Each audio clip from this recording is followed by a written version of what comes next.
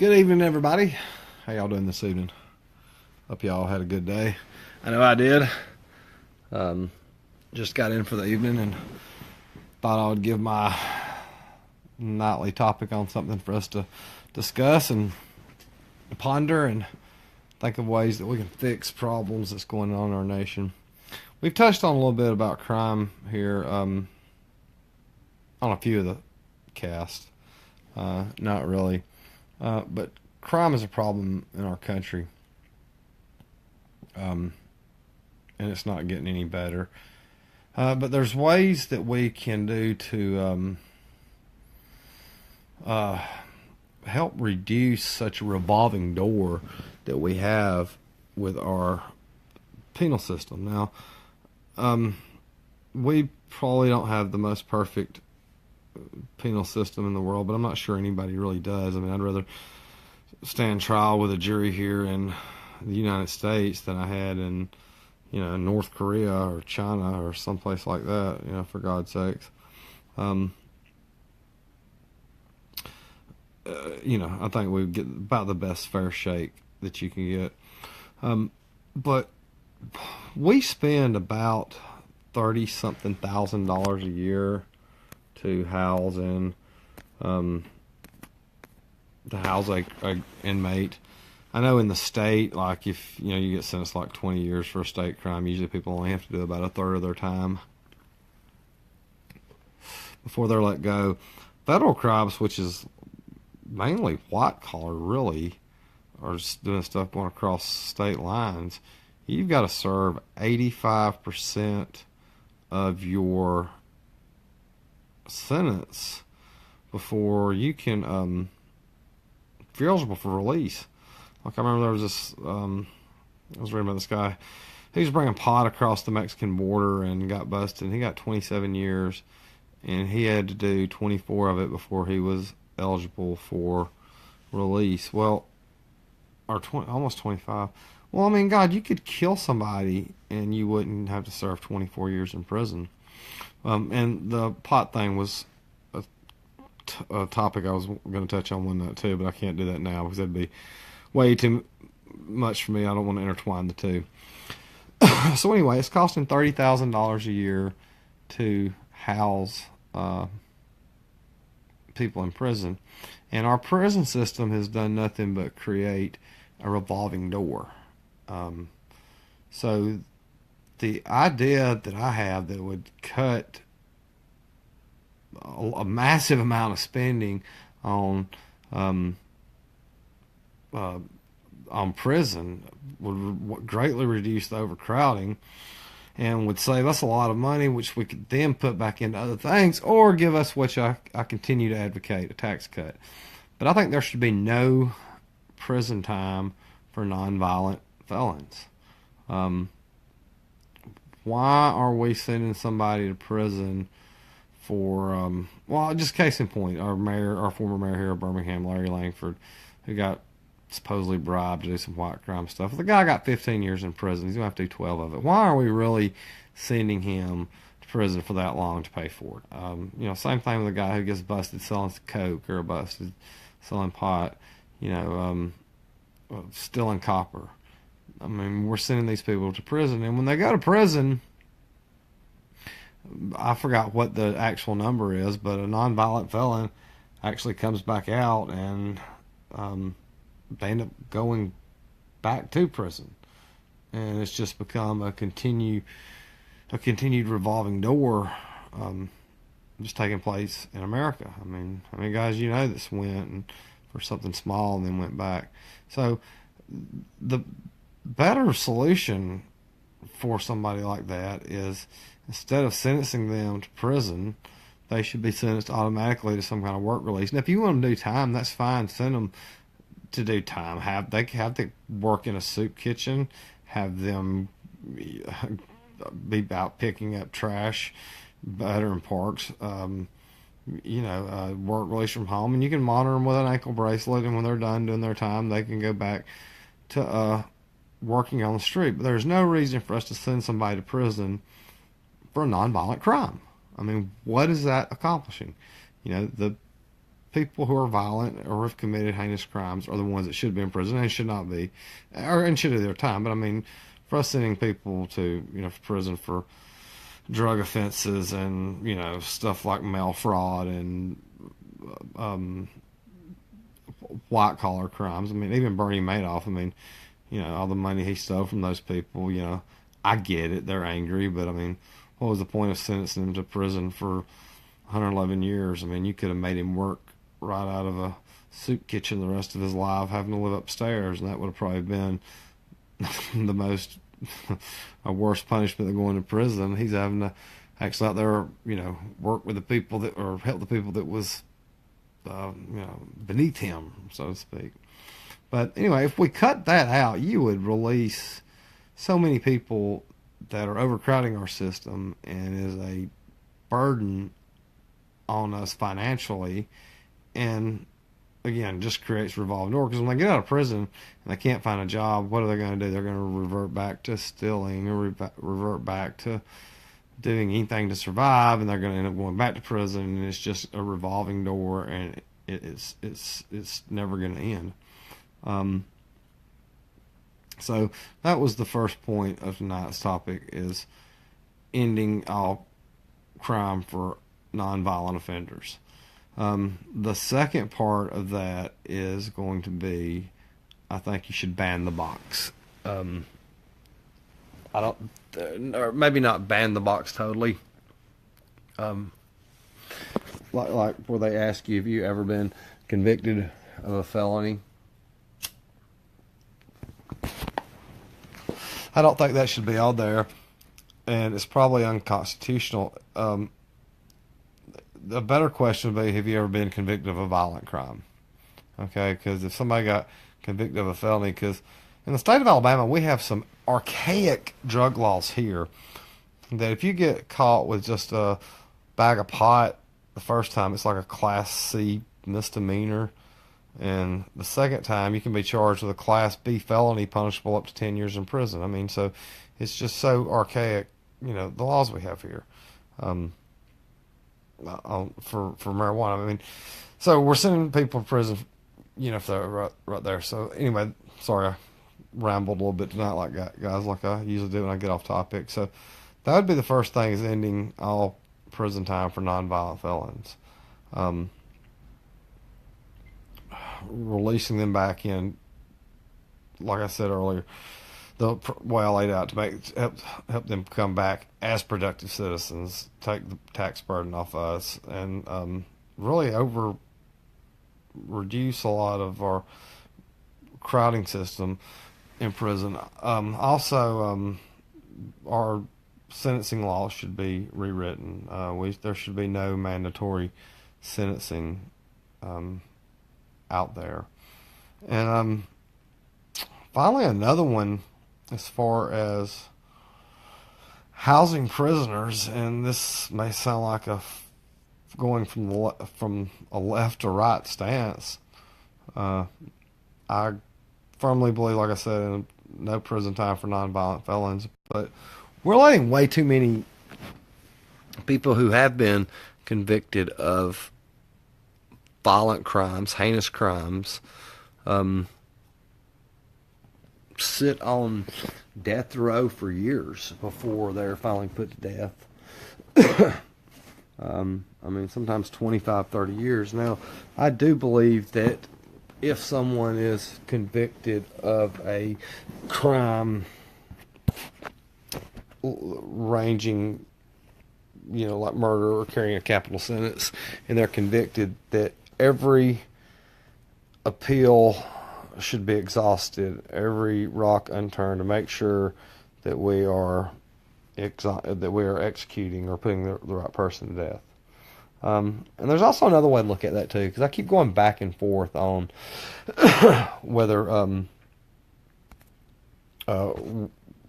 we should have the death penalty or not. I believe there are some crimes that are so heinous that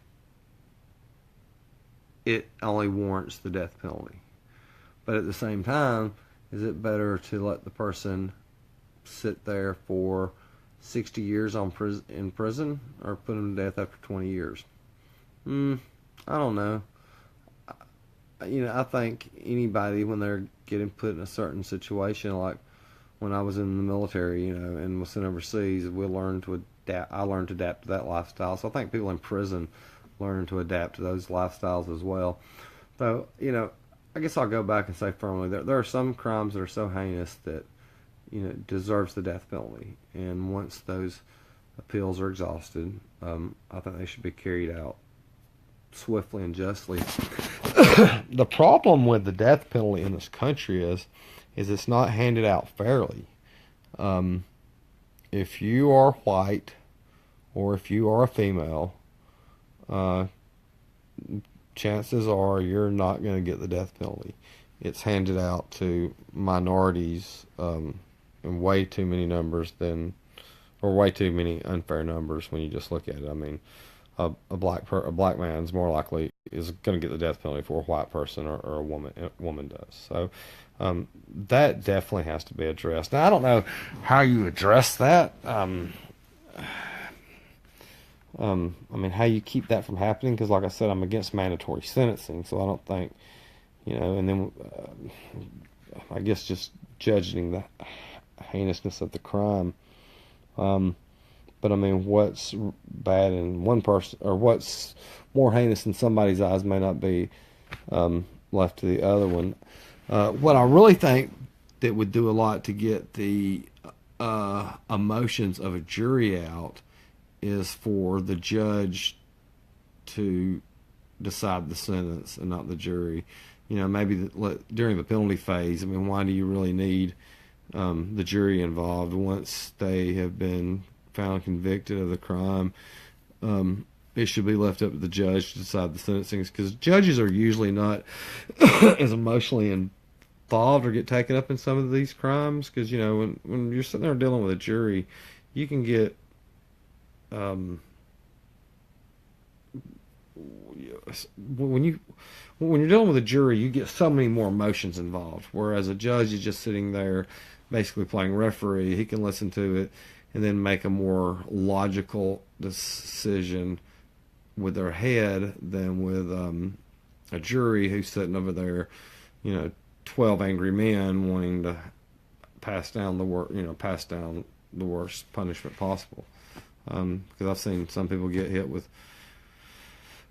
crimes I didn't think weren't the penalty, and then sometimes I see people, how they don't get the death penalty is beyond me. The third thing would be is if you're going to spend this kind of money in prison and you're not going to change the law, then there has to be some kind of thing in there that for the nonviolent felons that you can train them to come back into the workforce. I mean, we're already wasting the money there. Why do we just not? And I don't care what it is to train them, but when we release, I hate to quit, it's like I'm beating a dead horse, but when we release somebody from prison who's committed a nonviolent crime and they go right back out there, if they have no place to go, they're going to go right back to committing crimes. So archaic judicial laws in this country are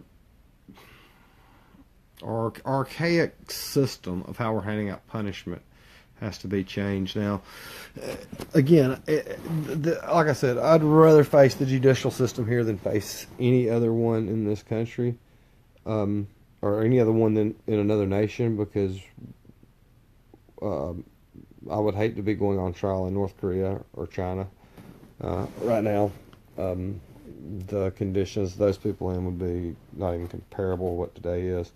But I don't know how many of y'all have actually ever been to a prison in your life, but the substandard of living there is really awful. I mean, even I'm a hardcore conservative, but my fellow conservatives say that, hey, the living conditions here are almost inhumane. And the way to do that is not to build more prisons. A lot of politicians like to throw that out there to you all the time. Hey, let's build more prisons. Let's build more prisons. Let's lock them up. And that's not what we want to do. Is seeing more people in prison. Another thing that should be done that could help is judges on the Criminal Court of Appeals should not be elected. When you look at every election cycle, you're going to have the people who are running for the Criminal Court of Appeals, and these are the guys who are going to decide an appeal of, hey, does this guy deserve a trial? Was there misconduct here that warrants overturning this conviction? But every one of these guys run on a law and order platform. And don't get me wrong, I'm pro law and order and things being done. But when you have somebody that's running on a pro law and order platform, that means they're not getting out of prison. Even if they've did so many years, they're going to continue to try to keep them in prison and keep them in prison, keep them in prison, us uphold law and order. So, Circuit Court of Appeal judges should not be elected because, what about that guy who, or that girl that there was a lot of reasonable doubt in their case, and maybe there was some juror misconduct or something that went wrong, and it goes before one of these panels. I mean, they hardly ever overturn them. I mean, a lawyer friend of mine said that he looks at them that come out every week. The our appellate court or our Criminal Court of Appeals, and he said he was like, out of 92 cases last week, 92 was upheld. Well, you would think just by the law of averages that one case would have been overturned. I mean, one case they might have said, hey, this wasn't done right, this wasn't happened properly. But no, they upheld 92 convictions, and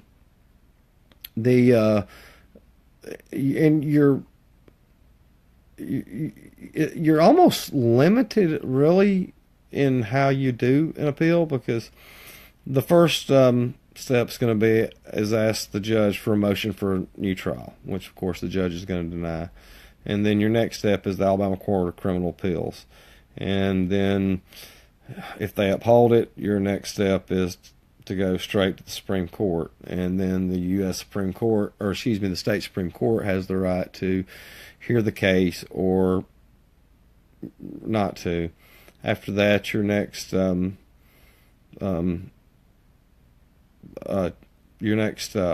is to file a writ of habeas corpus with the Court of Appeals out of whichever district you're in, and then they have the right to decide if they're going to hear that case, and which a lot of times they don't, and it goes all the way up to the Supreme Court. And they have the right to do it. So you're basically really only got one shot there with that Criminal Court of Appeals. And so your best bet would probably just bypass them and go straight to the Supreme Court. I mean, or the state Supreme Court. Again, I don't know if they have to have it, but I mean, your only shot's really the Criminal Court of Appeals. And once they uphold your conviction, unless you get some federal judge that you file a habeas corpus with that say something, you're stuck there. And we have had so many innocent people sent to prison in this country, and people still sitting on death row for crimes they didn't commit. And the killers walk free. And the things that are really disturbing is sometimes we come across these guys who are truly innocent. The evidence comes out and it shows they're innocent, and somebody else has done it, and then they still try to keep them in prison, and or sometimes it'll take 3 or 4 or 5 years to get them out of prison. I don't know if these prosecutors are so stubborn that they don't want to admit that they're wrong. Hey, I just sent an innocent man or woman to prison, or these judges, I don't get it. It looks like the day that you're exonerated of a crime like that, you would be totally, freed. But the only way to really stop that, especially in red states, and a lot of states have conservative judges on it, is the state Criminal Court of Appeals and the state Supreme Court should not be chosen by the voters. It should be chosen the way our United States Supreme Court is picked and the way that our federal judges are picked is that it should go through the same process. You're nominated, you're either confirmed by the Senate or you're denied. Now, I don't think they should get a lifetime seat on the bench. I don't know how it ever came about in our Constitution that we made it once you got sent to the Supreme Court that you got a lifetime appointment there. I mean, you don't get that as president or a representative. Of course, if you get elected to the House or Senate, unless you screw something up really bad, you're going to stay up there for life. I mean, we've had Senator Shelby in office for 32 years now. I mean, the numbers just go on and on. I mean, you're going to continue to stay up there. But it has become so politicalized. Sorry, I can't even say it. Politicalized with judges that they are legislating from the bench, and that's even handed down with ruling sentences and on whether they're going to hear an appeal or not hear an appeal. And I've went through and I've read a lot of appeals of people who was convicted of murder, and you sit there and you see the points that they make, motion for trial, and again the convictions always upheld. Occasionally, it's happened before. A judge can actually set aside a jury's verdict. Of course, that doesn't happen a lot. But again, I'm sorry, guys. I kind of rambled there. When I get to talking politics or these kind of issues, are really passionate to me, and I try to touch on so many things at one time. I think I lose a lot of people. But basically the point that I was trying to make tonight is if we end prison time for nonviolent criminals, we're going to stop the revolving door of sending somebody to prison who made a mistake by getting busted, stealing something out of a store, or somebody who was sending somebody to prison who was, send somebody to prison who was selling drugs. It's just going to keep a revolving door that's going to keep them going back to prison over and over and over. And again, why should we be sending somebody to prison for 10 years because they were selling crack cocaine? I mean, that is a waste of money for us. I mean, you're talking about $30,000 a year, so you would have to end up paying $350,000 a year to house this person when you could just send them through some kind of rehabilitation program and send them right back to work. I mean, there's no reason for us to be sending drug dealers to prison, any white-collar person to prison. I mean, prison should be held for only violent offenders, because I've known people who've sold drugs before, and these guys are not violent at all, would never harm anybody, but yet let them get pulled over one night with the wrong guy, and they've got, let's say, I think prison time with it is like a quarter ounce. Say they got a quarter ounce of cocaine on them. Guess what? They're going to prison for a couple of years, and that's just a waste. It's a waste on tax dollars. It's a waste on them because, like I said, it's just going to be a revolving door. They're just going to, going back to prison, and the judicial system is just so unfair with nonviolent felons. There's no reason these people should be housed with violent felons. So, again, sorry, rambling again here, but until we redo our judicial system on and stop the mandatory sentencing, I forgot what the law is right now, but there's a difference between like being caught with crack and being caught with cocaine. And if you get caught with crack, you get so many more years in federal prison and state prison than you do cocaine than if you went cocaine. And I'm like, you're sending this guy for 9 years to prison because he had, 3 ounces of coke on him. I mean, really? That's, what did that really solve? He might have got the coke off the street, but, For every person you send to prison for that, there's going to be two other mules out there that's going to be ready to take their place. So you're just creating um, a perpetual cycle that is never going to end. I mean, an uncle went to prison one time for selling pot. They called him a drug, what was it, Kingpin, because he had so much pot on him. And he'd had some kind of, like, conviction years before. And so he ended up getting maybe it was two convictions. I think it is, because he ended up getting one of these 3 strikes and you're out.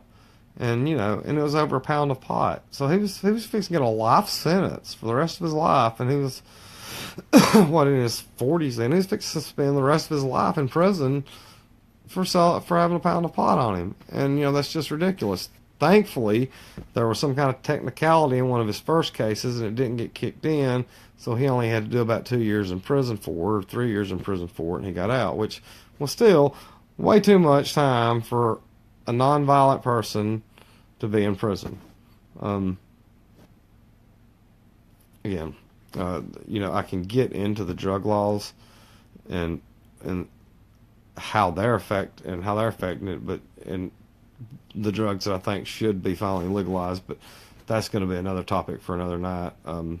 I just wanted tonight to talk about the problem we have with our prison system and people being sentenced to lengthy prison terms who are nonviolent, who are not a threat to nobody, and the money that it's causing to house and feed and clothe them, and just the perpetual revolving door that it's creating by sending, which are probably mostly pretty decent people to prison for nothing.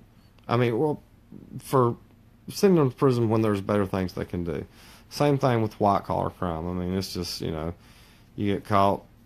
I was reading about somebody that faked some documents on something. I forgot what it was, and they was hitting them with like mail fraud, wire fraud, and I forgot how many years they was going to prison. Same thing with Larry Langford. Larry Langford shouldn't be in prison right now after all these years.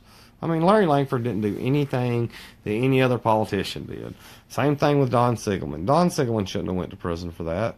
I mean, I can think of a lot of other politicians that we've had nationally who did a lot worse things, even lying under oath, and nothing happened to them, but yet we send these guys.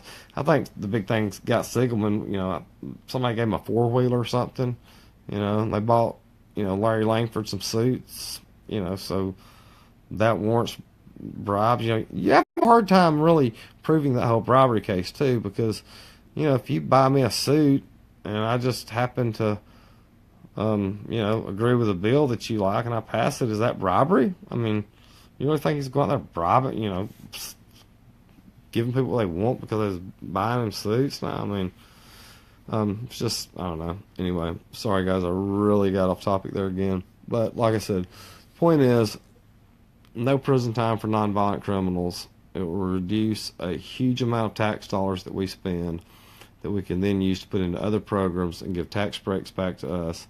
Stop the revolving door. Stop the revolving door of people going in and out of prison. And it would probably reduce a lot of crime in this country. And I think and it would stop the overcrowding of our prisons. I mean, the answer is not to build more prisons. The answer is to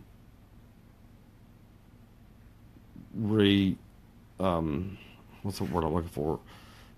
To recode, redo or the sentencing guidelines that we have in this country.